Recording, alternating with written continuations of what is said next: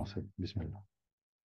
بسم الله الرحمن الرحيم. الحمد لله رب العالمين، والصلاة والسلام على أشرف الأنبياء والمرسلين، نبينا محمد وعلى آله وصحبه أجمعين.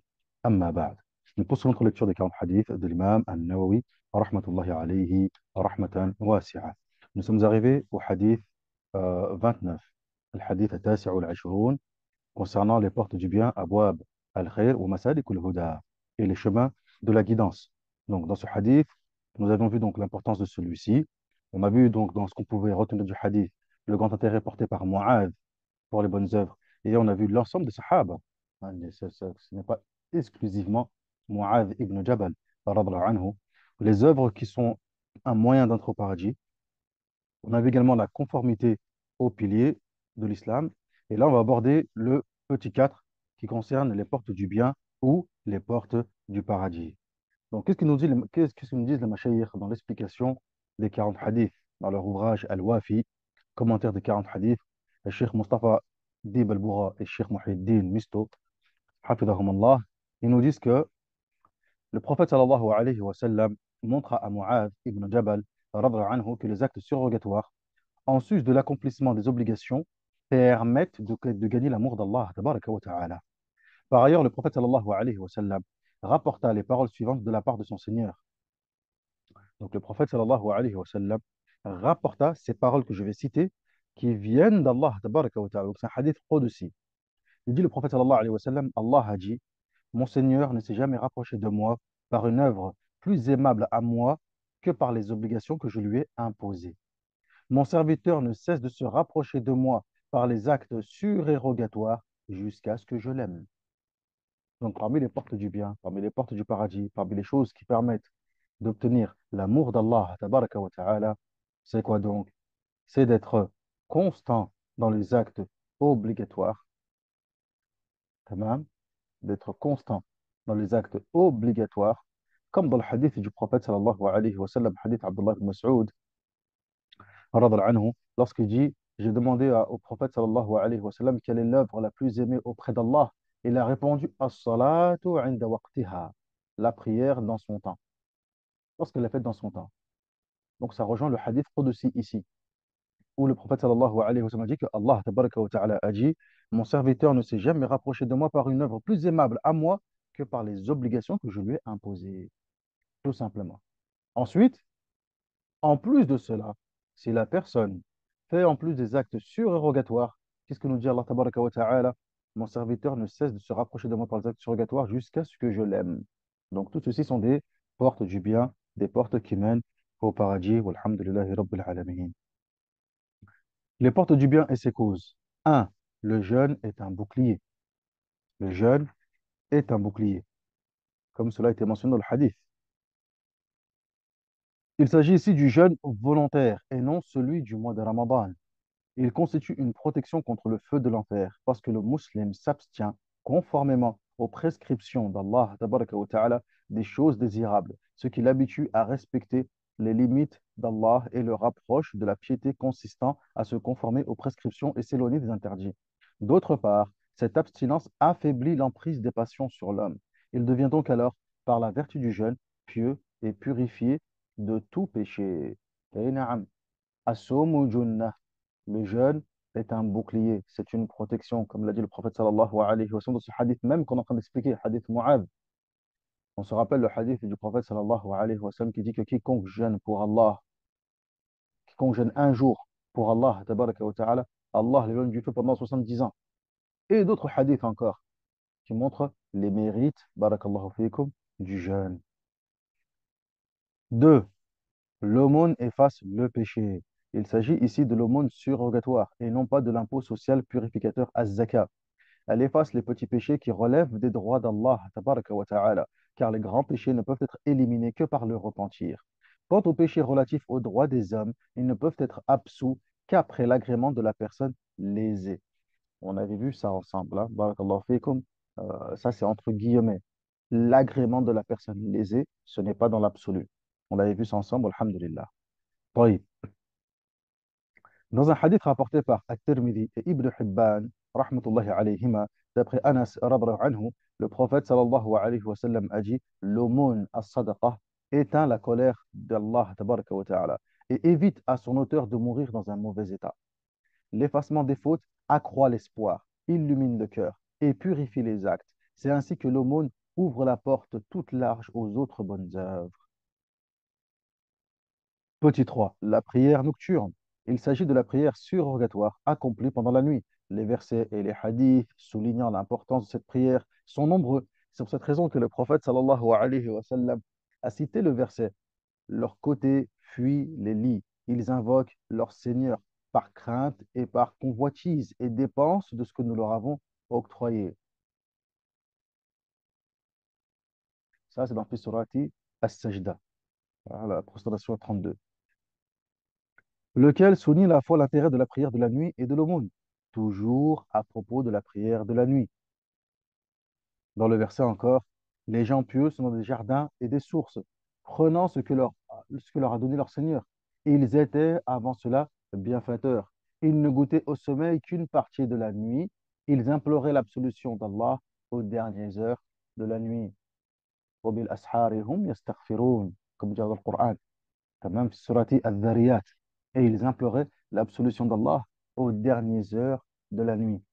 As-Sahar, c'est le fait de veiller la nuit. Il y a ceux qui veillent la nuit en étant sur Internet, en étant sur leur téléphone, en jouant à des consoles de jeux, etc., en discutant. Et il y a ceux qui veillent la nuit pour chercher l'absolution d'Allah, tabaraka wa ta'ala. Et ça, ce sont les muttaqoun, comme dit dans le Coran, في surati al-Dhariyat. Et parmi les caractéristiques de ces muttaqoun, c'est quoi donc? وَبِالْأَسْحَارِ هُمْ يَسْتَغْفِرُونَ. Durant la nuit, les dernières heures de la nuit, ils implorent l'absolution d'Allah, tabaraka wa ta'ala. Dans un hadith authentifié par Muslim, rahimahullah ta'ala, le prophète sallallahu alayhi wa sallam a dit la meilleure des prières après celle prescrite est celle accomplie la nuit. Dans un autre hadith rapporté par l'imam al-Tirmidhi d'après Bilal, radhiyallahu anhu, il dit accomplissez la prière de la nuit. Certes, elle était la coutume des vertueux parmi vos prédécesseurs. Elle rapproche d'Allah, réfrène le péché, efface les mauvaises œuvres et chasse la maladie du corps. Les meilleurs moments pendant lesquels il est recommandé d'accomplir cette prière se situent au milieu de la nuit, conformément au hadith ci-dessus. 5. La tête de l'édifice, de la religion, sa colonne et le sommet de son dôme.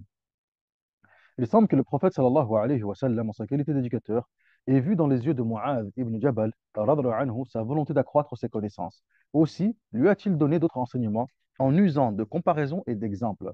À cet effet, il suscita chaque fois son intérêt en recourant à cette formule interrogative. Veux-tu que je t'indique? C'est là un procédé éducatif efficace qui développe l'attention de l'intéressé et la rend plus apte à recevoir la réponse dans les meilleures conditions. Ces enseignements sont, petit 1, la partie principale de cette affaire. Qu'est-ce qu'on entend par cette affaire? On parle ici de la religion. Cette affaire, c'est quoi? Barakallahu fikum. C'est la religion, ad-din. Donc, qu'est-ce qu'il nous dit, c'est le prophète sallallahu alayhi wa sallam? La principale partie de l'affaire, c'est l'islam.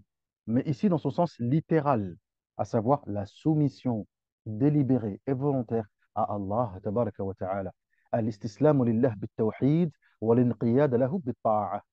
Être soumis à Allah azza wa jalla subhanahu wa ta'ala par le biais du tawhid et lui être assujetti en lui obéissant, subhanahu wa ta'ala.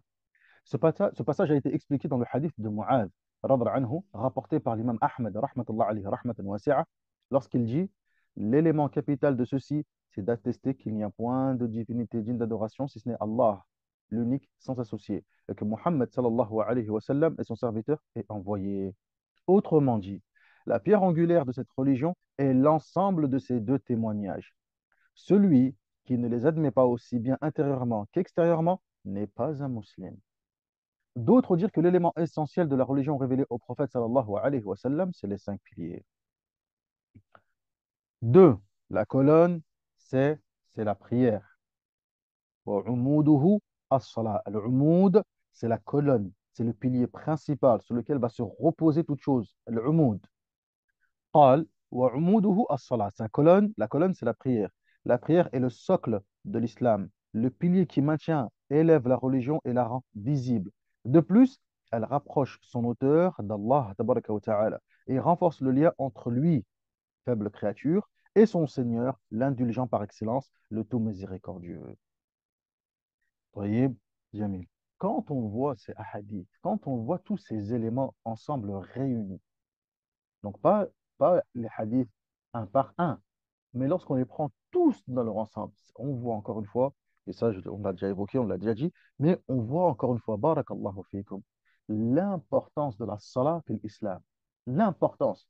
Et c'est là où on voit, jazakumullahu khairan, wa rafa'allahu qadrakum, wa waffaqakum li kulli khair, que la parole de certains ulama, de certains fuqaha, qui est un avis parmi les ulama de l'islam, qui disent que celui qui délaisse la salat n'est pas un musulman, c'est une parole qui, mine de rien, a toute sa pertinence. C'est un avis qui a toute sa pertinence et qui a des arguments qui sont, barakallahu fikum, très forts et qui tiennent, c'est même pas qui tiennent la route, mais c'est vraiment des arguments de poids, comme on dit. Tamam. D'ailleurs, on se rappelle cette parole de Jabir ibn Abdullah, radra anhu, qui est un compagnon, lorsqu'on lui a posé la question, qu'est-ce qui faisait la différence entre vous et les mushrikoun fi ahdi Rasulillahi sallallahu alayhi wa sallam, à l'époque du prophète sallallahu alayhi wa sallam, il a répondu par cette parole euh, claire en disant As-salat, c'était la prière. طيب يا إخوان وهكذا. Jamil. Donc tout ceci, quand bien même la personne se dit non, la prière, celui qui délaisse la prière, ce n'est pas un mécréant, il reste musulman, c'est un musulman qui est pervers, qui commet des péchés. Lakin, tu vois qu'à travers tous ces hadiths, que la prière, elle a une place particulière dans l'islam. As-salat c'est une place particulière dans l'islam de façon précise et dans toutes les religions de façon générale. Car dans toutes les religions, barakallahu fikum, il y avait quoi donc? As-salat. As-salat, as-salat, as-salat. Et le prophète sallallahu alayhi wa sallam, avant de mourir, il agonisait. Il était sur les genoux de Aïcha radhiyallahu anha, al-Mu'minin, et il disait quoi donc? As-salat, as-salat, as-salat, wa ma malakat aymanukum. En gros, je vous recommande la prière, la prière, la prière. Attention, la prière, la prière, la prière. Tamam. Wa ma malakat aymanukum. Et ceux qui sont sous votre autorité, comme épouse, comme enfant, comme esclave, etc. طيب. Sixième point, retenir sa langue et le soutien de cet ensemble. Retenir sa langue est, EST, est le soutien de cet ensemble. Voyez. Donc je précise EST car c'est le soutien de cet ensemble, c'est retenir sa langue. Tamam. Donc, comme ça c'est clair et que on ne pense pas que ce soit juste une juxtaposition. Retenir sa langue, hop, plus loin, le soutien de cet ensemble. Non, retenir sa langue, c'est ça qui est le soutien de cet ensemble. Qu'est-ce que nous disent les mashayikh? Le prophète sallallahu alayhi wa sallam conclut ses enseignements à Mu'adh radhiyallahu anhu en l'initiant à la chose qui soutient toutes les œuvres énumérées précédemment et les porte au plus haut degré de la perfection. C'est le fait de retenir sa langue et de l'empêcher de faire du mal. L'envoyer d'Allah tabaraka wa ta'ala en donnant l'explication dans ce hadith déjà commenté que celui qui croit en Allah et au jour dernier dise du bien ou bien qu'il se taise. On l'a vu ça déjà précédemment dans les 40 hadiths, plus haut. Man kana yu'minu billahi wal yawmil akhir falyaqul khayran aw liyasmut. Qu'il dise du khair ou bien qu'il se taise. Par ailleurs, l'imam al-Bazzar, rahimahullah ta'ala, a rapporté ce témoignage d'Abu Yusr. Un homme demanda à l'envoyé d'Allah, sallallahu alayhi wa sallam, de le renseigner sur une œuvre qui le fera rentrer au paradis. Le prophète, sallallahu alayhi wa sallam, lui répondit, en tenant sa langue, retiens celle-ci. Donc le prophète, il a pris sa langue, sallallahu alayhi wa sallam. Ce compagnon l'a interrogé, ce compagnon s'appelle Abu Yusr. Il a un homme, pardon, ça, c'est Abu Yusr qui rapporte. Un homme est venu interroger le prophète sallallahu alayhi wa sallam, donc lui, il était témoin, et il lui a dit, indique-moi une œuvre qui me fera rentrer au paradis. Le prophète sallallahu alayhi wa sallam a tenu sa langue, il a pris sa propre langue, et il lui a dit, retiens celle-ci. L'intéressé ayant réitéré sa question, il reçut alors cette réponse, puisse ta mère te perdre. Y a-t-il autre chose qui précipite les gens la face dans le feu si ce n'est la récolte de ce qu'ont proféré leur langue? Al-Hafid ibn Rajab al-Hanbali, rahimahullah ta'ala, explique les termes, la récolte de ce que profère leur langue, par le châtiment qui sanctionne les paroles illicites, car l'homme, au moyen de ses actes et de ses dires, sème le bon et le mauvais. Et le jour de la résurrection, il récoltera ce qu'il aura semé. Ainsi, celui qui sème le bien récoltera égard et considération. Quant à celui qui sème le mal, récoltera regret et remords. Le hadith de Mu'adh ibn Jabal radhiyallahu anhu implique que les méfaits de la langue viennent en tête des choses qui précipitent les gens en enfer. En effet, les péchés inhérents, les péchés inhérents à la langue englobent l'association, considérée comme le plus grand des péchés, le fait d'attribuer quoi que ce soit à Allah sans pour autant avoir les connaissances religieuses requises, considéré comme l'équivalent de l'association, le faux témoignage, la sorcellerie, la diffamation, le mensonge, la médisance, la calomnie, etc. L'imam Ahmed, rahmatullah alayhi, rahmatan wasi'a, ainsi que l'imam At-Tirmidhi, rahmatullah alayhi, ont rapporté d'après Abu Hurairah, radhiyallahu anhu, que le messager d'Allah, sallallahu alayhi wa sallam, a dit: ce qui fait rentrer le plus en enfer, ce sont les deux ouvertures, la bouche et, et le sexe. L'imam Malik, rahmatullah alayhi, rahmatan wasi'a, a rapporté l'événement suivant. Omar ibn al-Khattab vint voir Abu Bakr. Il le trouva en train de tirer sa langue. Il lui demanda alors qu'est-ce qu'il est en train de faire. C'est celle-là il dit à Abu Bakr. C'est celle-là qui me précipite vers les sources de la perte. Ibn Buraïda, radhiyallahu anhu, a dit: j'ai vu Ibn Abbas tenir sa langue de sa main et dire malheur à toi. Dis le bien et tu en bénéficieras. Ou alors abstiens-toi de dire le mal et tu seras hors de danger. Sans quoi, sache que tu le regretteras. On interrogea alors Ibn Abbas sur ce qui le poussa à dire cela. Il répondit: il m'est parvenu qu'il n'y a, le jour de la résurrection, rien dans le corps qui soulève la colère plus que la langue, à moins qu'elle ne s'emploie à dire ou à dicter le bien. Abdullah ibn Mas'ud, radhiyallahu anhu, jura par Allah qu'il n'y a rien sur terre qui mérite plus d'être empoisonné que la langue. Quant à Al-Hassan al-Basri, rahimahullah ta'ala, il a dit: la langue est le prince du corps. Si elle se rend coupable de quelque délit, les autres membres du corps en subissent les conséquences. Si elle s'abstient du mal, ils s'en abstiennent aussi. En d'autres termes, ici, qu'est-ce qui est mis en évidence? Les méfaits, ou bien les maux de la langue. Tout simplement. Les méfaits ou les maux de la langue. La langue, c'est une ni'ma. Tamam, wa lisanan wa shafatayn, comme dit Allah dans le Coran. On lui a donné une langue et deux lèvres. Wa lisanan wa shafatayn. C'est ni'ma min Allah Azza wa Jal. Mais qui peut être aussi également quoi donc une niqma. Mais ça peut être une malédiction. Ça peut être un poison. Subhanallah, ça peut être une cause qui va encourir la colère d'Allah, tabaraka wa ta'ala. C'est pour ça que le prophète, sallallahu alayhi wa sallam, dans sa hadith, qu'est-ce qu'il a dit? Tamam. Man admana li ma bayna shafatayhi wa rijlayhi admanu lahu al-jannah. Celui qui me garantit, celui qui me garantit ce qu'il a entre les deux lèvres et entre les deux jambes, moi je lui garantis le paradis. En gros, celui qui me garantit qu'il va préserver ce qu'il a entre ses deux lèvres, à savoir sa langue, et entre ses jambes, ses parties génitales, moi je lui garantis le paradis. La yakhaf, je lui garantis le paradis. Admanu lahu al-jannah. Subhanallah. Mais à l'inverse, comme on a vu dans le hadith qu'on a cité tout à l'heure, à l'inverse, les choses qui font rentrer le plus les gens en enfer, parmi les choses qui font rentrer le plus les gens en enfer, quoi donc, ce qu'il y a entre les lèvres et ce qu'il y a entre les jambes. Wallah al-musta'an. طيب يا إخوان. أيوة. Donc ça, c'est pas à prendre à la légère du tout. L'insan, le musulman, il s'habitue à quoi donc?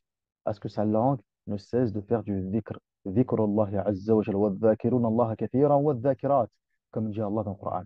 الذكر الذكر الذكر الذكر. هذا هو. Mais il est tellement facile et tellement aisé de dire une chose, barakallahu fiikum, qui soit demain quelque chose qui va nous porter préjudice.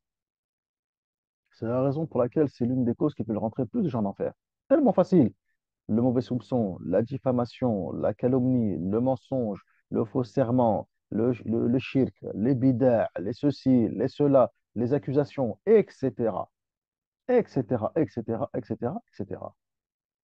La langue, la langue, la langue, la langue. Jamil. قال الشيخ numéro 7, les meilleures œuvres pient après les prescriptions. L'imam Malik, rahmatullah alayhi, ainsi que l'imam Abu Hanifa, ont déclaré que la quête de la science et le combat dans le sentier d'Allah sont les meilleures œuvres après l'accomplissement des obligations. Al-Imam al-Shafi'i, rahimahullah ta'ala, quant à lui, dit que les meilleures œuvres sont les prières prescrites et Surrogatoire.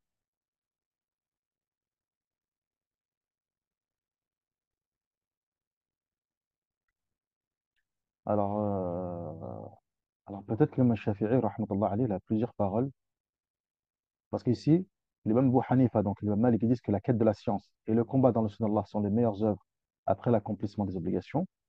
Et là, on voit que le cheikh dit que l'imam Shafi'i, quand à lui dit que les meilleures œuvres sont les prescriptions prescrites et surrogatoires, alors qu'il y a une parole de l'imam Shafi'i, rahimahullah ta'ala, qui dit que الطلب العلم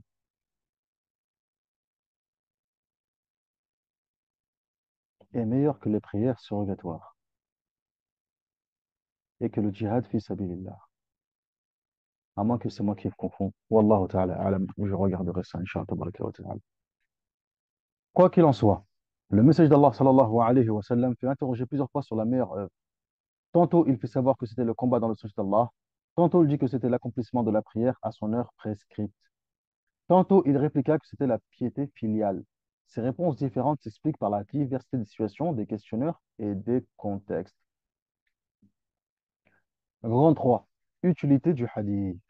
1. Le hadith découvre l'attachement des compagnons radhiyallahu anhum, à consulter le prophète sallallahu alayhi wa sallam et à suivre sa voie.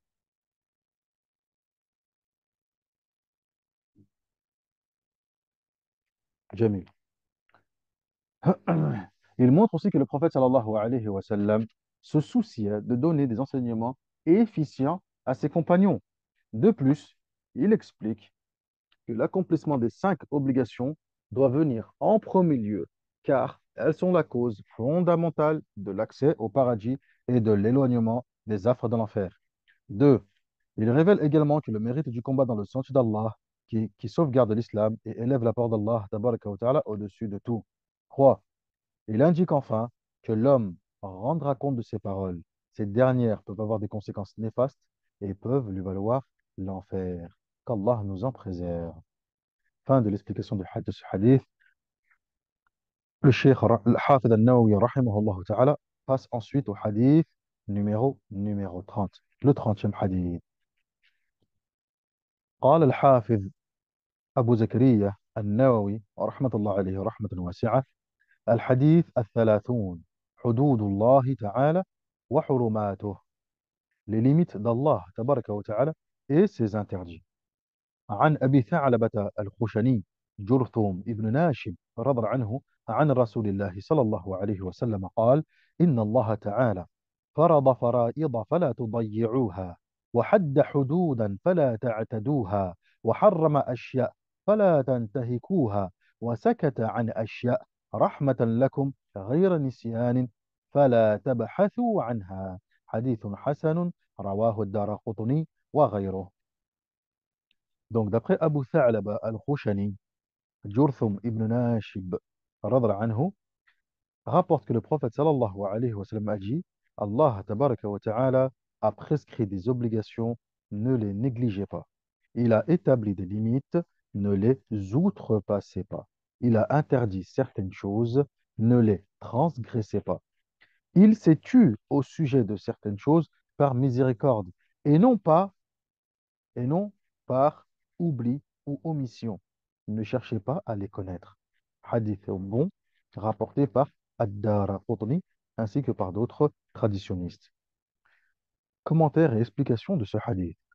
Grand 1. L'importance de ce hadith. Ce hadith est à la fois concis et éloquent. Certains ont dit que de tous les hadiths, celui-ci est le seul qui regroupe aussi bien les fondements de la religion, al-usul, que les principes qui en dérivent, ce qu'on appelle al-furu'.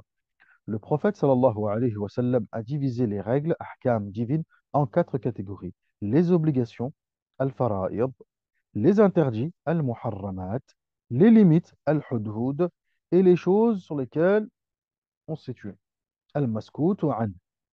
Ibn Sam'ani rahimahullah ta'ala, a dit: celui qui se conforme à ce hadith sera récompensé et se mettra à l'abri du châtiment. Car quiconque accomplit les obligations, évite les interdits, respecte les limites et renonce à rechercher le non dévoilé aura assumé sa responsabilité religieuse. En effet, les règles juridiques ne vont pas au-delà de celles énumérées dans ce hadith. Grand 2. Ce qu'il faut retenir du hadith et ses bonnes directives. 1. La nécessité d'être assidu dans l'accomplissement des obligations et des devoirs. Car la première chose qu'il a dit le prophète sallallahu alayhi wa sallam, Inna Allah ta'ala farada fara'ida fala tudayyi'uha. Allah tabaraka wa ta'ala a prescrit des obligations, ne les négligez pas. Fala tudayyi'uha. Première chose qu'a dit le prophète sallallahu alayhi wa sallam. Les obligations sont des actions dont l'accomplissement a été rendu obligatoire par Allah tabaraka wa ta'ala. Il s'agit notamment de la prière, de la zakat, du jeûne du mois de Ramadan et du pèlerinage. Les Shafi'iyya disent que tout ce qui a été décrété comme étant obligatoire par un argument légal, dalilun shar'i, comme le livre, la sunna, le consensus, ijma' ou autre, est une obligation. Ainsi, pour eux, obligation fard et devoir wajib sont deux termes synonymes, sauf dans le cas du pèlerinage. Et ça, on l'a déjà vu ensemble quand on a fait Safinatun Najah, que les fuqaha shafi'iyya dans le madhab, on ne fait pas de différence entre wajib et fard. Ce qui est wajib et fard, prescription divine, se trouve aussi bien dans le Coran, aussi bien dans la sunna, ou aussi bien dans le ijma', le consensus. Pourquoi les cheikh disent ça? Là, on parle de, là, c'est un œil de fiqh. Pourquoi les mashayikh disent cela? Pourquoi ils précisent que chez les shafi'iyya, pour les shafi'ites, ça, ils disent ceci. Pourquoi? Tout simplement pour éclairer le lecteur. Pour éclairer le lecteur. Peut-être que ce lecteur, peut-être que celui-ci a une petite culture générale, islamique, etc. Et peut-être que il a vu que certains, parmi les ulama de l'islam, notamment les fuqaha hanafiyya, chez les hanafites, eux, ils font la différence entre le fard et le wajib. Eux, ils font la différence entre le fard et le wajib. Pour eux, le fard, c'est un degré plus élevé que le wajib. Et pour eux, le fard, c'est uniquement ce qui est dans le Coran. Faqat. Uniquement dans, dans le Coran. Tamam. Principalement. En tout cas, principalement, on va dire. Principalement. Parce qu'il y a encore d'autres éléments. Mais principalement, ce qui est dans le Coran. Et le reste, barakallahu fikum, c'est wajib. Donc là, ici, le cheikh a voulu préciser que non, chez les Shafi'iyya, dès lors que c'est obligatoire, c'est une prescription divine, par un dalil ou shar'i, par un argument, une preuve légale, légiférée, à savoir Coran, Sunna ou Ijma', ça devient obligatoire au même niveau. C'est un fard. Il n'y a pas de différence. Allahumma illa, si ce n'est dans, dans le Hajj. Comme on le verra ensemble, Inch'Allah, tabaraka wa ta'ala, aussi bien dans la Muqaddimat al-Hadramiyya et aussi également dans le Matn Abi Shuja', on verra que là, ici, les fuqaha ash-shafi'iyya, exceptionnellement ici, ils font une différence entre le fard et le wajib. Dans le Hajj, il y a les furoud, les arkan, les piliers, et il y a les wajibat, les obligations. طيب. Les piliers, s'ils sont délaissés, ce qui est fard, si c'est délaissé, cela met en péril le hajj. Le hajj, il est annulé. Tandis que les wajibat, les obligations, c'est obligatoire, mais si on les délaisse, on doit le compenser par un sacrifice pour que le hajj soit toujours valide. Mais ça, on le verra ensemble, Inch'Allah. Tabaraka wa ta'ala. Ben, tamam. Ainsi, pour eux, donc pour les Shafi'iyya, il n'y a pas de différence entre le fard et le wajib. Ce sont deux termes synonymes, sauf dans le cas du pèlerinage. En effet, dans ce cas, l'obligation porte par exemple sur le fait de tourner, faire le tawaf al-ifada. Lorsqu'on arrive à Makkah ou la Kaaba, on fait ce qu'on appelle un tawaf ifada. Là, ça, c'est tawaf al-qudum. Avant de partir, on fait entre les deux. On a tawaf al-qudum, un tawaf lorsqu'on arrive, on a tawaf al-wada', un tawaf quand on s'en va. Et entre les deux, il y a un tawaf qu'on appelle tawaf al-ifada, qu'on fait autour de la Kaaba, que le pèlerin effectue le jour de la fête du sacrifice après son retour de Mina à Mecca. Ces tournées sont un des piliers du pèlerinage et n'admettent pas de compensation dans les cas où le pèlerin ne les accomplirait pas. Quant au devoir, il porte par exemple sur les tournées d'adieu, tawaf al-wada', faire le tawaf autour de la Kaaba à la fin lorsqu'on s'en va, où il est possible de recourir à la compensation. Donc ça, c'est obligatoire. Mais si je ne le fais pas, je peux faire une compensation, tout jbar, avec un sacrifice. طيب. Quant au Hanafiya, il distingue l'obligation du devoir. Ainsi, tout ce qui a été établi par un argument indiscutable, dalilun qat'i, donc soit hadith, euh, soit verset du Coran, ou soit un hadith qu'on appelle mutawatir. C'est un hadith qui est indiscutable concernant l'authenticité de celui-ci. Ça, on le verra, Inch'Allah, tabaraka wa ta'ala, lorsqu'on fera, barakallahu fikum, euh, le hadith. Hadith mutawatir ou hadith ahad, etc. Donc pour eux, le hadith qui est mutawatir, c'est un hadith qui est indiscutable. Tamam? Aywa, c'est un dalil ou qat'i.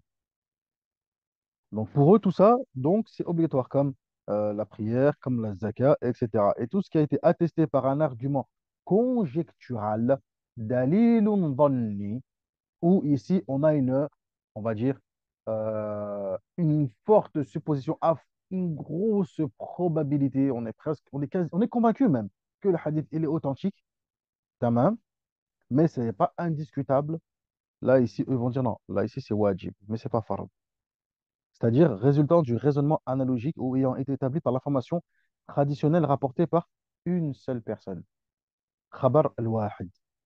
Donc, ce n'est pas forcément une seule personne. Parce que ce qu'on appelle hadith ahad, ce qu'on appelle hadith ahad, c'est pas uniquement un hadith rapporté par une seule personne. Oui, une seule personne, un hadith également ahad. Mais ça peut être rapporté par deux personnes, ça peut être par trois rapporteurs, ça peut être par quatre rapporteurs. Al-muhim, c'est un hadith ma lam yablugh hadd al-tawatur. C'est un hadith qui n'arrive pas au niveau du mutawatir. Et le hadith mutawatir, qu'est-ce que c'est? ما رواه الجمع عن جمع يستحيل تواطؤهم عن الكذب ومستندهم الحس. ما رواه الجمع عن جمع يستحيل يستحيل تواطؤهم عن الكذب ومستندهم الحس. C'est ce qui a été rapporté par un grand nombre de rapporteurs. Eux-mêmes, d'un grand nombre de rapporteurs, il est impossible qu'ils se soient mis d'accord pour mentir. Impossible, mustahil. يستحيل تواطؤهم عن الكذب. Il est impossible que ces rapporteurs se soient mis d'accord pour mentir. ومستندهم الحس. Et la base de ce hadith, c'est un des sens. Quel sens? C'est-à-dire que soit il dit j'ai entendu, soit il dit j'ai vu. تمام وهكذا. On m'a rapporté. حدثنا. سمعت. حدثني. قال لي. وهكذا. تمام يا إخوان. جميل. Mais ça, on le verra en détail, Inch'Allah, tabaraka wa ta'ala. Là, ils ont fait juste une petite parenthèse pour expliquer, barakallahu fikum, la différence sur ce point entre les Shafi'i et les Hanafi. Faqat. Jamil. Tamam. Aïwa. Donc pour eux, ce genre de hadith qui n'arrive pas au niveau du hadith mutawatir, ok, c'est obligatoire, mais c'est pas un fard. Mais c'est pas un fard. Par exemple, c'est le cas pour eux de zakat al-fitr. Zakat al-fitr. Pour eux, c'est wajib, mais c'est pas fard. Alors que pour nous, les Shafi'iyya, c'est fard ayn. C'est fard. Zakat al-fitr. Naam, pour celui qui en a le possédé les moyens, c'est fard. La shak wa la rayb. طيب يا إخوان وهكذا. طيب. Les obligations se divisent en deux catégories. La première, c'est les obligations à caractère individuel, fardhu ayn. Elles s'imposent à chaque croyant. C'est le cas, entre autres, des 5 prières quotidiennes, de la zakat et du jeûne du mois de Ramadan. Et on a les obligations à caractère collectif, fardhu kifaya. Il suffit qu'un certain nombre d'individus s'en acquittent pour que les autres en soient dispensés. Toutefois, si aucun musulman ne les observe, toute la société aura à en répondre. C'est le cas, par exemple, de la prière sur le mort, du fait de rendre le salut et du commandement du bien et de l'interdiction du blâmable. Al-amr bil ma'rouf wa nahi anil munkar. 2. Se conformer aux châtiments relatifs aux limites d'Allah tabaraka wa ta'ala. Il s'agit des châtiments institués pour réprimer les choses interdites. De quoi il parle ici? Pourquoi il parle de châtiments? Parce que dans le hadith du prophète sallallahu alayhi wa sallam, il dit wa hadda hududan. Et Allah a établi des limites, ne les outrepassez pas. Ici, c'est quoi ces limites? C'est had, c'est hudud. Les hudud, ce sont aussi également, certes, limites, mais aussi également les peines légales instituées par la charia. Instituées par la charia. Donc, il s'agit des châtiments institués pour réprimer les choses interdites comme la fornication, le vol et la consommation de boissons alcoolisées. Le prophète sallallahu alayhi wa sallam a dit à Oussama ibn Zayd, radra anhu, lorsque celui-ci était intervenu en faveur d'une femme qui avait volé en l'an 8 de l'Hégire, il lui dit, intercèdes-tu donc dans un châtiment fixé par Allah? Donc ça, ce sont les limites d'Allah Azza wa Jal qu'il ne faut pas transgresser. Par exemple, comme dans le verset, Tilka hududullah, fala ta'taduha. Voici les limites d'Allah, ne les transgressez pas, ne les outrepassez pas. 3. L'interdiction de s'approcher des choses interdites et de les commettre. Il s'agit des choses formellement interdites et qui sont mentionnées dans le Coran et la sunna du prophète sallallahu alayhi wa sallam. Allah interdit formellement de s'en approcher ou de les commettre, c'est-à-dire, c'est à titre d'exemple, le cas du faux témoignage, de la dilapidation des biens de l'orphelin, du taux usuraire, etc. Comme dans le verset, n'approchez pas des choses immorales, ni publiquement, ni en cachette. De son côté, le prophète sallallahu alayhi wa sallam a dit, tout ce qui enivre est illicite. Dans un hadith, vos vies, vos biens et votre honneur sont sacrés. Fin du hadith. Celui qui examine attentivement ces choses illicites et qui recherche objectivement la cause de leur interdiction remarquera qu'elles sont mauvaises et que leur nombre est limité. En dehors de cette catégorie restreinte, Allah décrète que toutes les autres choses sont bonnes et permises. Ô vous qui avez cru, n'interdisez pas la jouissance correcte de ce qu'Allah vous a permis et ne commettez pas d'agression car Allah n'aime pas les agresseurs. Et où c'est une réalité. Aujourd'hui, les détracteurs de l'islam, barakallahu fiikum, et les ennemis de cette religion ne voient uniquement, jazakumullahu khairan, les interdits. Alors qu'en réalité, les interdits se comptent sur les doigts de la main. Les interdits, que ce soit vestimentaires, que ce soit alimentaires, hein, aussi bien nourriture ou boisson, etc., ils se comptent sur les doigts de la main. Alors qu'en réalité, barakallahu fikum, les largesses d'Allah Azza wa Jalla, les ni'am, wasi'a. Tout le reste, barakallahu fikum, est licite. Tout le reste est halal. Walhamdulillahi rabbil alamin. Mais à croire que, barakallahu fikum, ad-dunya kullaha, à croire que toute la dunya est restreinte uniquement aux boissons alcoolisées, uniquement à la consommation de porc, etc. Subhanallah. Alors que la dunya, la vie, ce n'est pas uniquement que cela. Walhamdulillah, fort heureusement d'ailleurs. Walhamdulillahi rabbil alamin. Ala kulli hal. Et quoi qu'il en soit, sachez une chose, barakallahu fikum. Et là, on va regarder avec un œil de fiqh. C'est que dans la sharia, on a quoi donc? On a des qawa'id, on a des règles. Vous vous souvenez? Je ne sais pas si on a déjà évoqué cette qa'ida, je ne sais pas si on l'a déjà évoqué, mais on l'évoque encore une fois, mais comme rappel, c'est pas grave. Allah, tabaraka wa ta'ala, barakallahu fikum, quoi qu'il en soit, la sharia tout entière, repose sur quoi donc? Si, il me semble qu'on l'a déjà évoqué. Repose sur quoi donc? Sur le fait de acquérir et obtenir ce qui nous est profitable, al-masalih, nos intérêts, et s'éloigner de ce qui nous est nuisible, al-mafasid. Toute la religion repose sur ça. Ad-din mabniun ala al-masalih fi jalbiha wa dar'i lil-qaba'ihi, comme l'a dit le poète, rahimahullah ta'ala. La religion tout entière repose sur cela, sur,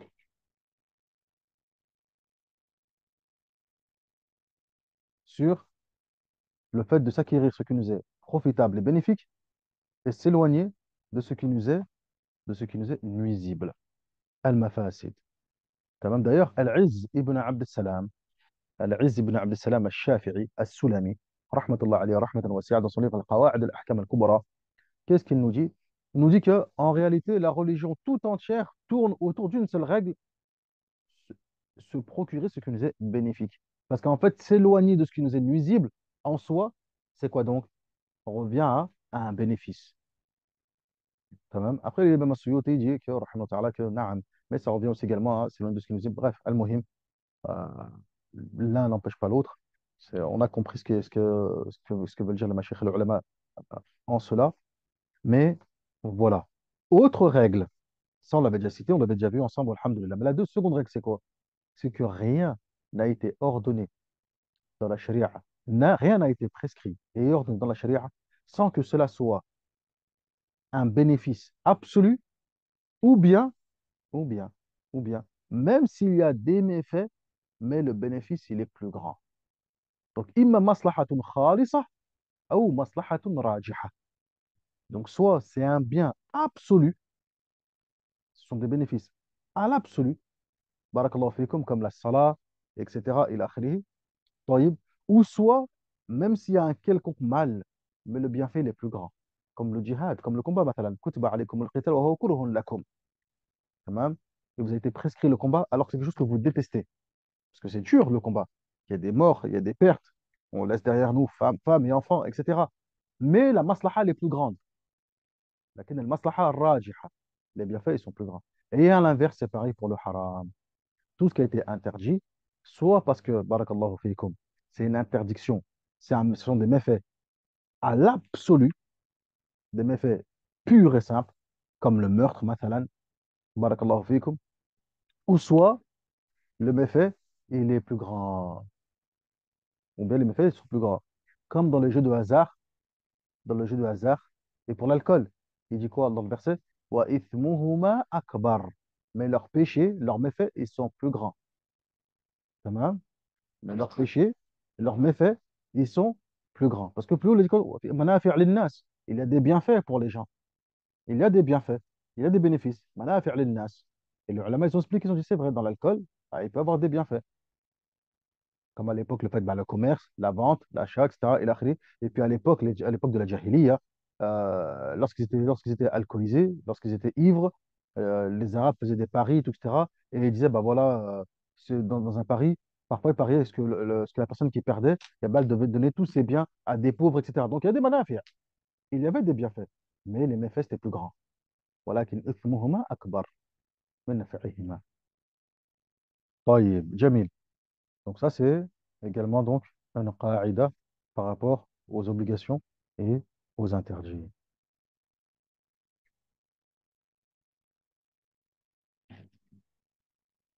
قال الشيخ حفظه الله تعالى 3. L'interdiction de s'approcher des choses interdites, enfin, ça on a déjà vu. 4. La miséricorde d'Allah tabaraka wa ta'ala envers ses serviteurs. Le prophète sallallahu alayhi wa sallam a déclaré qu'Allah tabaraka wa ta'ala s'est tué au sujet de certaines choses ne relevant aucune règle les concernant. C'est là une marque de sa miséricorde envers ses serviteurs. Si ces derniers s'y adonnent ou s'en abstiennent, Allah ne leur en tiendra aucunement rigueur. Ce silence ne saurait être une erreur de la part d'Allah tabaraka wa ta'ala ou une omission. Comme dans le verset, ton Seigneur n'est nullement oublieux. Ou encore le verset, mon Seigneur ne commet ni erreur ni oubli. 5. Il est interdit d'abuser de questions ou de trop insister sur des détails. Il pourrait que cette recommandation ait été spécifique aux compagnons du prophète sallallahu alayhi wa sallam. En effet, du temps de la révélation, poser une question sur une chose tue par Allah tabaraka wa ta'ala au prophète sallallahu alayhi wa sallam aurait entraîné soit sa prescription, soit sa prohibition. Comme dans le verset, ô vous qui avez cru, ne questionnez pas sur des choses qui, une fois qu'on vous les montre, vous affligent. Et oui, vous questionnez, mais une fois que vous avez questionné et on vous dit, bah voilà, tiens, il faut faire ça, là, tout d'un coup, ça vous afflige, vous êtes déçu. Donc, n'interrogez pas, ne posez pas de questions. Voyez. Et là, oui, c'est vrai. Là, ici, cette interdiction, elle concerne particulièrement et spécifiquement, barakallahu fikum, en tout cas en particulier, les sahaba. Parce que ça concerne surtout à l'époque de la révélation. Donc, trop poser des questions, ça pouvait impliquer quoi donc? Ça pouvait impliquer que celles-ci deviennent obligatoires et légiférées. طيب يا إخوان وهكذا. Si Allah nous a pas ordonné quelque chose à ce niveau-là, c'est pas qu'il a oublié, c'est par miséricorde de sa part. Donc ne cherchez pas, ne questionnez pas, faites ce que vous avez à faire et contentez-vous de ce qui vous a été révélé. On a vu plus loin le hadith, plus haut, pardon, le hadith du prophète sallallahu alayhi wa sallam. ما نهيتكم عنه فاجتنبوه ما أمرتكم به فأتوا منه ما استطعتم إنما أهلك الذين ما كان قبلكم etc. Le hadith du prophète sallallahu alayhi wa sallam, ce que je vous ai interdit de faire, ne le faites pas. Ce que je vous ai ordonné de faire, faites-le selon vos capacités. Certes, ceux qui ont été avant vous ont causé leur perte par leur divergence avec leur prophète et aussi hein, leur questionnement, la multiplication de leurs questions. Ils n'arrêtaient pas de questionner leur prophète. Et on le voit dans Surat Al-Baqarah. Allah Azza wa Jal, subhanahu wa ta'ala, leur ordonne d'égorger une vache, tout simplement. Eux, qu'est-ce qu'ils ont fait? Ils n'ont pas cessé de questionner. Quelle vache? Comment elle doit être? Quelle est sa couleur? Tam, ma launuha. Quelle est sa couleur? On leur a dit c'est une vache safra, une vache jaune, etc. Et là, ils ont dayiqu alayhim. C'est eux-mêmes qui ont rendu les choses beaucoup plus compliquées et beaucoup plus complexes. Alors qu'au départ, on leur a dit égorger une vache. Va égorger une vache, وانتهى الأمر. Et l'affaire, elle est terminée, elle est réglée. طيب يا إخوان، هذا هو. Donc, on a dans les hadiths du prophète sallallahu alayhi wa sallam et dans les récits des différentes communautés qui nous ont précédés, on a un exemple à ne surtout pas suivre. Il est possible que cette interdiction revête un caractère général. Cela reviendrait à déconseiller fortement l'approfondissement de certaines questions dogmatiques, car elle pourrait provoquer des schismes au sein de la communauté musulmane. Et oui, donc, ce sujet, les choses sur lesquelles Allah Azza wa Jalla s'est tu, ça ne sert à rien d'aller les étudier en profondeur. Première chose, ça concerne les Sahaba, on a dit, la révélation. Ne pas poser trop de questions. Il s'est tu, subhanahu wa ta'ala. Intaha. Très bien. Deuxième chose, il y a des masaïl et des sujets dogmatiques, de la aqidah, etc., etc., sur lesquels Allah tabaraka wa ta'ala ne s'est pas exprimé dessus. Taïb. Donc, pourquoi aller chercher en profondeur dans ces sujets, dans ces masaïl, quel est l'intérêt? Si ce n'est, barakallahu fikum, causer ta propre perte. Ta propre perte. Il n'y a rien dans cela qui est mentionné. Le comment, le ceci, le kada, le kada, le kada, ila akhrihi. Limada. Pourquoi? On te dit que Allah tabaraka wa ta'ala, a dit ceci, a dit cela. Contente-toi de cela, wal imanu bih, et d'avoir foi en cela. Wintaha. Et c'est terminé. Tamam. Comme cet homme-là qui est venu voir l'imam Malik, rahmatullah alayhi, rahmatan wasi'a, et l'imam Malik a dit cette parole qui est connue et qui est maroufa, qui est devenue une qa'ida, une règle, qu'il a prise avant lui de son propre professeur, son cheikh, l'imam al-Rabi' al-Ra'i. Un homme le voir lui dit Ar-Rahmanu ala al-arsh istawa. Kayfa istawa? Donc il lui a dit Ar-Rahman, le tout miséricordieux, s'est établi au-dessus du trône. Comment il s'est établi au-dessus du trône? Ni il lui a dit istiwa, ça veut dire istaoula, prendre la possession. Ni il lui a dit istiwa, ça veut dire ceci, ça veut dire ça. Istiwa, intaha. Il lui a dit Ya akhi, al-istiwa'u ghayr majhoul. L'istiwa, c'est pas inconnu. Dans la langue arabe, on sait ça veut dire quoi, l'istiwa. Dans la langue arabe, fil lugha ma'rouf, on a compris. On sait c'est quoi l'istiwa, qu'est-ce que c'est dans la langue arabe. On a compris. Tamam, ala wartafa. C'est ce qui est au-dessus et qui s'élève. Khalas, c'est ma'rouf fil lugha. C'est une langue, on ne l'a pas inventé cette langue-là. Le Coran il est en langue arabe, il n'est pas en langue, c'est pas du prusse, c'est pas du coréen, c'est pas du chinois. C'est la langue arabe. قال الملك الاستواء غير مجهول. L'istiwa, il n'est pas inconnu. On l'a compris. والكيف غير معقول. Mais le comment, parce que lui, il a interrogé, il a dit comment istawa. Il a dit le comment, غير معقول. On n'arriverait pas à le comprendre. On ne peut pas le saisir. Ça nous dépasse. Ça dépasse l'entendement. Pourquoi aller chercher avec ton aql minuscule en tant qu'être humain? Ça dépasse notre entendement. Notre cerveau ne pourrait pas assimiler cette information-là. Tamam. والكيف غير معقول. Parce que nous, on essaie de comprendre des choses qui sont de l'ordre de la métaphysique, de l'ordre du divin, et on essaie de les comprendre avec nos paradigmes humains. Cela n'est pas possible. تمام. غير معقول. Mais qu'est-ce qu'il lui a dit? Il lui a dit والإيمان به واجب. Mais croire en cela, c'est wajib. Et نعم, c'est obligatoire de croire en cela. الرحمن على العرش استوى. بس انتهى. والحمد لله رب العالمين. والسؤال عنه بدعة. Et poser une question sur cela, approfondir, chercher, aller, etc. C'est une bid'a. Ça, c'est une innovation religieuse. Pourquoi? Et ensuite, qu'est-ce qu'il a dit? فأمر بطرده قال وفخرج فإن لا أراك فيك إلا مبتدعا. فأمر بطرده من المجلس. Et il a dit, sors de cette mosquée, car je vois en toi que tu es un innovateur. Et il a demandé aux gens de le sortir de la mosquée.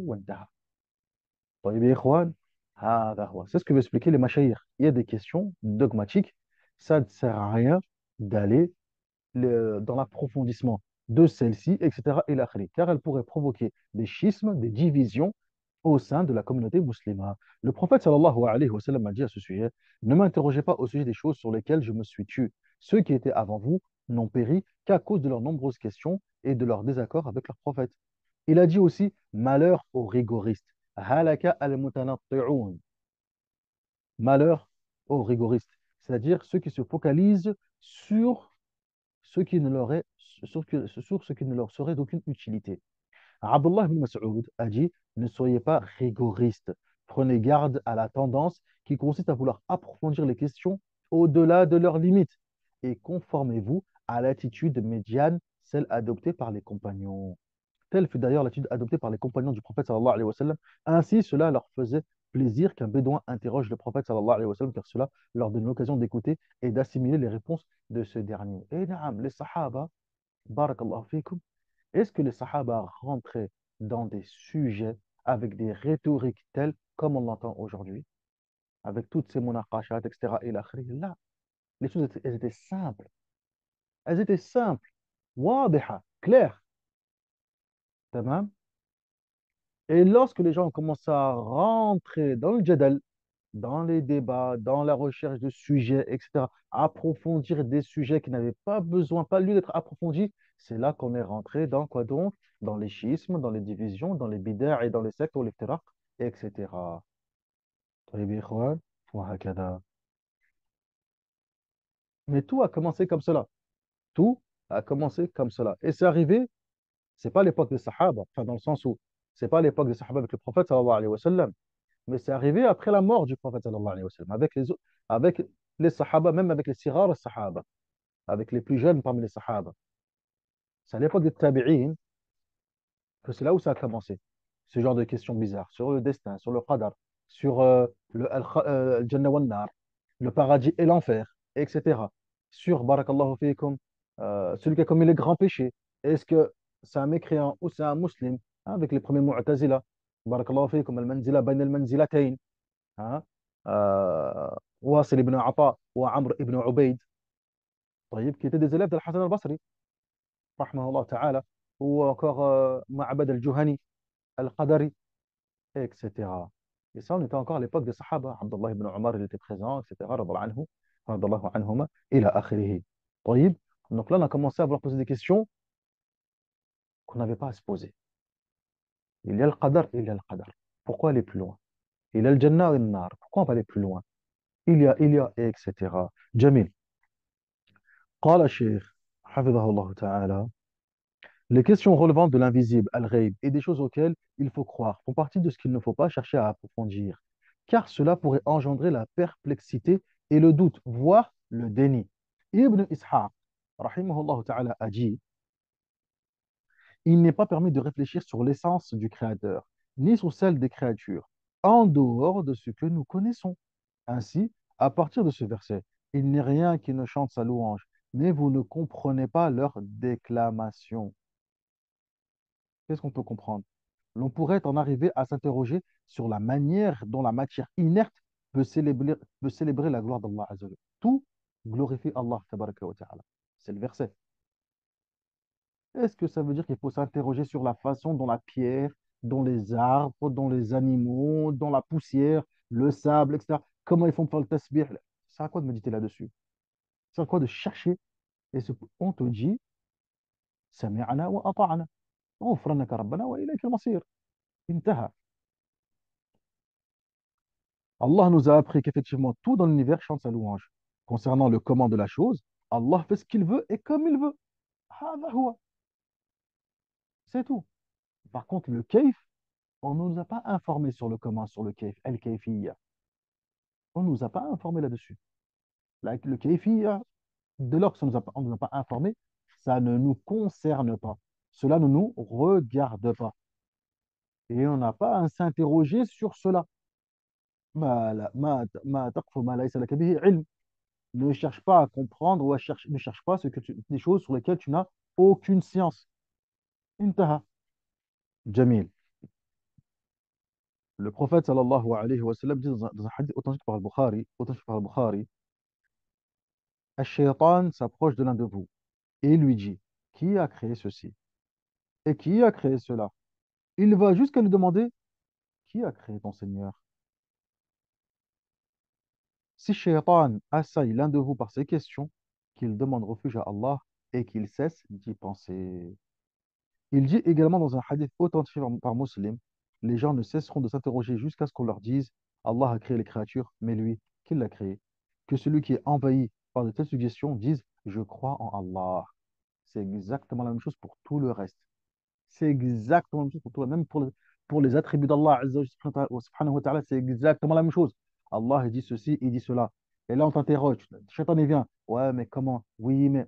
Ouais, mais il est sans comment? Il est sans endroit, il est en haut, il est en bas, il est à droite. Ya akhi, stop. A'udhu billah. Je amantu billah, intaha. Je crois en Allah, intaha. Allah a dit ceci, cela, amantu bih, intaha. Khalas, c'est tout. C'est tout.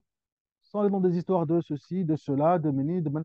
Dès lors que je commence à rentrer dans cela, sans même s'en rendre compte, les personnes qui rentrent dans cela, barakallahu fikum, les personnes qui rentrent dans cela, ils s'imaginent qu'en vérité, ils essayent de s'éloigner de l'anthropomorphisme. En fait, ils se disent, moi, pour moi, Allah est au-dessus de toute chose. Laysa kamithlihi shay. Par conséquent, ni il est comme ci, ni il est comme ça, ni non, non, non, non, non, non, non, etc. Car pour lui, il veut éloigner le fait qu'Allah ressemble à la créature. Mais le simple fait de faire cette juxtaposition dans ta tête, c'est que pour toi, déjà, tu as descendu Allah au même niveau que la créature. Pourquoi tu parles de ces choses-là? Si ce n'est que, au préalable, tu as déjà dans ta tête, dans ton esprit, que il est au même niveau que la créature. Non. Car s'il n'est pas au même niveau que la créature, tu ne peux pas faire de telles juxtapositions. Tu ne peux pas te dire, ah, mais il n'est pas, ah, il n'est pas. Intaha. Allah est au-dessus de tout. Intaha. Laysa kamithlihi shay. Wa huwa as-sami'ul basir. Khalas. Toi, tu crois en Allah, tu crois en ce qu'il a dit, subhanahu wa ta'ala, wa intaha. C'est tout. Comme il l'a dit, il l'a dit. C'est ça, comme il l'a dit, tel quel. Maintenant, le comment, le menni, le menna, etc. La adri. Je ne sais pas. Allah il fait ce qu'il veut, comme il veut. Kama taliqu bi jalalihi wa 'azamatihi. Comme cela sied à sa splendeur et à sa majesté, subhanahu wa ta'ala. Moi, il m'a juste demandé d'y croire. C'est tout. هذا هو. Jamil, on poursuit. En conclusion, le hadith nous enseigne que nous devons observer les obligations, respecter les limites d'Allah Azza wa Jal, éviter les choses blâmables et nous abstenir des investigations qui sont vaines. انتهى. تمام يا إخوان. بارك الله فيكم وجزاكم الله خيرا. Après quoi, Al-Hafid al-Imam al-Nawawi, rahimahullah ta'ala, il est passé au hadith suivant, le hadith 31, le hadith al-Hadi wa Thalathoun, 31e hadith, حقيقة الزهد وثمراته. La réalité du zuhd. Le zuhd, c'est quoi donc? L'ascétisme. Donc l'ascétisme et ses fruits et les résultats de l'ascétisme.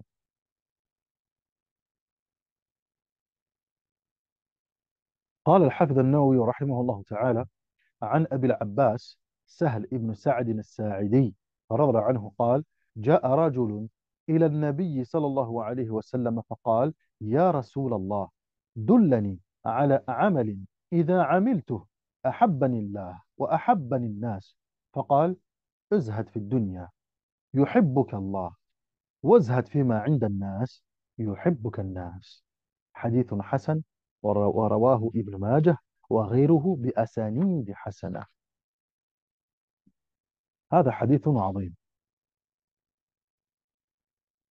D'après Sahel ibn Sa'ad al-Sa'idi, Abu al-Abbas, il a dit qu'un homme est venu voir le prophète sallallahu alayhi wa sallam et lui demanda, ô messager d'Allah, indique-moi une action qui me fasse aimer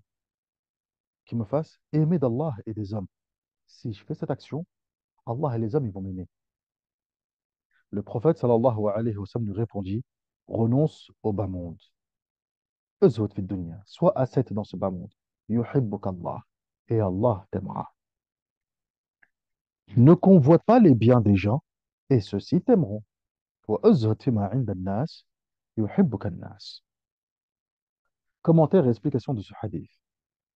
Grand 1. L'importance du hadith. Ce hadith comprend deux grandes recommandations faites par l'envoyé d'Allah sallallahu alayhi wa sallam. La première, la renonciation au bas monde qui permet aux serviteurs de gagner l'amour d'Allah tabaraka wa ta'ala. La seconde, la renonciation au bien des gens qui permet de gagner leur amour et leur considération. Selon l'islam, un homme peut compter parmi les bienheureux dans ce monde et dans l'autre s'il s'assure, d'une part, l'amour d'Allah tabaraka wa ta'ala, en préférant l'autre monde à la vie présente, Et d'autre part, celui des gens en se désintéressant des biens qu'ils détiennent et en faisant les choses bonnes et durables. Al-baqiyat salihat. C'est ce qui fit dire à Al-Allama Ibn Hajar Al-Haytami, rahimahullah ta'ala, ce hadith est l'un des quatre hadiths constituant le pivot de l'islam. Subhanallah. Tayyib, Jamil. Grand 2. Ce que l'on peut retenir du hadith et ses bonnes directives. Le sens du mot zuhd, renoncement, ascétisme. Les savants vertueux parmi nos prédécesseurs, ainsi que leurs successeurs, ont donné des interprétations aussi nombreuses que diverses au mot zuhd. Cependant, l'on peut les résumer grâce à cette définition d'Abu Idris al-Khawlani, rahimahullah ta'ala, rapportée par Ahmed. Le renoncement ne consiste pas à interdire le licite ou à dilapider les biens, mais cela consiste à ce que le serviteur place sa confiance en ce qu'Allah détient plus qu'en ce qu'il détient lui-même. En outre, quand il est frappé par un malheur, il doit espérer en la récompense d'Allah Azza wa Jal, beaucoup plus qu'il n'espérerait être à l'abri de ce malheur. Le renoncement s'exprime donc par trois catégories d'actes qui se rattachent toutes au cœur et non aux membres et aux sens. C'est pour cette raison qu'Abu Sulayman ad-Darani a dit: ne témoigne pas qu'un tel se détache de ce bas monde, car ceci est en réalité dans le cœur. Et oui, tu ne peux pas savoir ce qu'il est, parce que toi, en apparence, tu ne sais pas comment il est. Une personne peut être ascète, alors que toi, en apparence, tu as l'impression que c'est quelqu'un qui court après la dunya. Car comme il a dit ici, ad-Darani, rahimahullah ta'ala, na'am, le zuhd, il est en réalité dans le cœur. La personne elle peut montrer certaines choses, alors qu'en réalité, barakallahu fikum, il est zahid et pieux. Et c'est d'ailleurs même, c'est même d'ailleurs même le meilleur ascétisme. C'est que le fait que les gens pensent et voient de toi que tu es quelqu'un de lambda, alors qu'en réalité, na'am, anta zahid, taqi, etc. ila akhirih. Jamil. Ces trois catégories d'actes sont les suivantes. La première, que la personne témoigne plus de confiance en ce qu'Allah Azza wa Jalla détient qu'en ce qu'elle possède de lui-même. Cette attitude résulte d'une conviction saine et de la certitude qu'Allah tabaraka wa ta'ala subvient aux besoins des créatures. Comme dans le verset, il n'y a point d'être vivant sur terre dont la subsistance n'incombe à Allah. Il connaît le lieu où il se fixe et celui à qui on le confie. Tout est dans un livre qui met tout au clair. Ou encore dans le verset, c'est dans le ciel que se trouve votre subsistance et tout ce qui vous est promis. Tamam, وفي السماء رزقكم وما توعدون. Deux, que le serviteur, donc première catégorie, que la personne témoigne plus de confiance en ce qu'Allah détient qu'en ce qu'elle possède elle-même. Deuxième, que le serviteur espère en la récompense d'Allah tabaraka wa ta'ala quand il se voit frappé d'une calamité et ne se dise pas qu'il aurait mieux valu qu'il garde ce qu'il a perdu. Cet état résulte également d'une conviction complète et souligne le détachement et le peu de penchant pour ce bas monde. Abdullah ibn Umar radhiyallahu anhuma, rapporte que le messager d'Allah sallallahu alayhi wa sallam avait l'habitude de dire dans ses invocations: Seigneur Allah, donne-nous de ta crainte ce avec quoi tu nous empêcheras de te désobéir, de ton obéissance ce par quoi tu nous accorderas ton amour, de la conviction ce par quoi tu nous rendras les malheurs de ce bas monde faciles à supporter. Troisième catégorie, que le serviteur se montre indifférent aux critiques et éloges qu'on pourrait lui faire pour avoir emprunté le droit chemin ou pour avoir dit la vérité. Cette attitude prouve que le serviteur est détaché de ce bas monde. Abdullah ibn Mas'ud a dit: la certitude consiste à ne pas satisfaire les gens en s'attirant le courroux d'Allah. D'autres donnèrent du renoncement des définitions différentes. Ainsi, Al-Hassan al-Basri, rahimahullah ta'ala, a dit: l'homme se détachant de ce bas monde est celui qui, quand il voit une personne, dit: elle est meilleure que moi. Wahab ibn al-Ward dit: le détachement vis-à-vis de ce bas monde consiste à ne pas s'attrister pour ce que tu n'as pas, ni à se réjouir pour ce que tu détiens. Sufyan ibn Uyayna, rahimahullah ta'ala, a dit: l'homme qui se détache de ce bas monde est celui qui rend grâce quand il est touché d'un bienfait et endure les épreuves avec patience. Rabi'a al-Adawiyya a dit: le sommet du renoncement revient à acquérir les biens en bon droit et les utiliser de bon droit. Sufyan al-Thawri, Quant à lui, rahimahullah ta'ala, a dit, le renoncement consiste à ne pas tabler sur le bas monde et ne pas à manger et à s'habiller modestement. Enfin, l'imam Ahmed, rahimahullah ta'ala, a dit, se détacher de ce monde consiste à ne pas tabler sur le bas monde et à se désintéresser des biens d'autrui. Quoi qu'il en soit, quand on regarde toutes ces définitions données, barakallahu fikum, par ce grand aïmma, on retrouve exactement à peu près les mêmes choses. En somme, prendre de ce bas monde ce qu'on a besoin et placer notre confiance, notre conviction sur l'akhirah, l'au-delà, tout simplement. Comme dans le verset du Coran, وَلَا تَنْسَ نَصِيبَكَ مِنَ الدُّنْيَا. N'oublie pas ta part de ce bas monde, donc ta part nécessaire. On ne peut pas être là, renoncer euh, comme certains soufis, naam, comme certains soufis, ceux qui ont exagéré dans le tasawwuf, barakallahu fikum. D'ailleurs, l'imam Ibn al-Jawzi al-Hambali expose très bien cela dans son livre Talbis Iblis, les Russes de Shaytan. Il est traduit en français aux éditions Sabil. Et il mentionne que certains soufis, justement, ils ont exagéré dans le renoncement de la dunya. Alors, il faut savoir une chose, qu'il y a une règle, qa'ida, qa'ida. Comme il a dit Moussa ibn Abi Aisha, rahimahullah ta'ala, ما من أمر إلا وأوطي للشيطان نزغتان نزغة إلى غلو ونزغة إلى تقصير. Il n'y a pas une chose, il n'y a pas une chose sans que Shaitan le soit octroyé deux piqûres. Une piqûre pour monter vers l'exagération ou bien celle qui va t'amener à la négligence. Il n'y a rien. Tu prends n'importe quelle chose, même dans l'adoration, tout, sans que, barakallahu fikum, il y a ces deux portes qui sont ouvertes à Shaitan.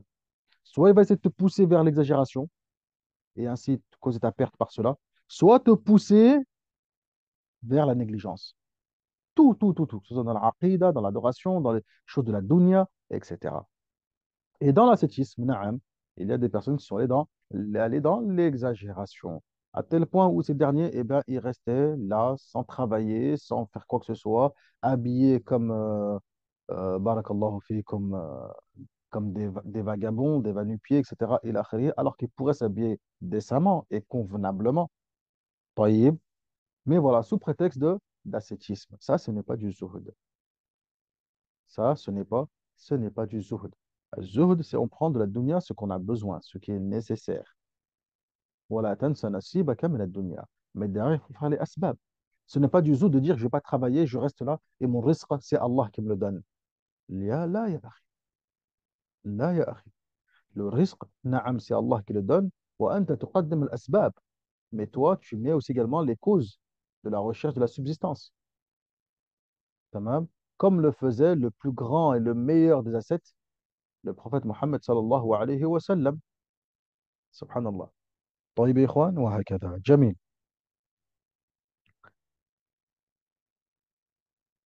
Deux, les différentes catégories d'ascétisme.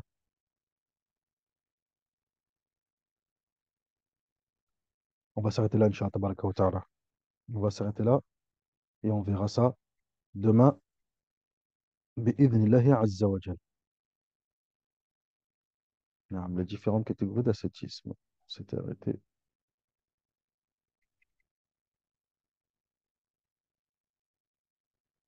ici. Voilà, comme ça.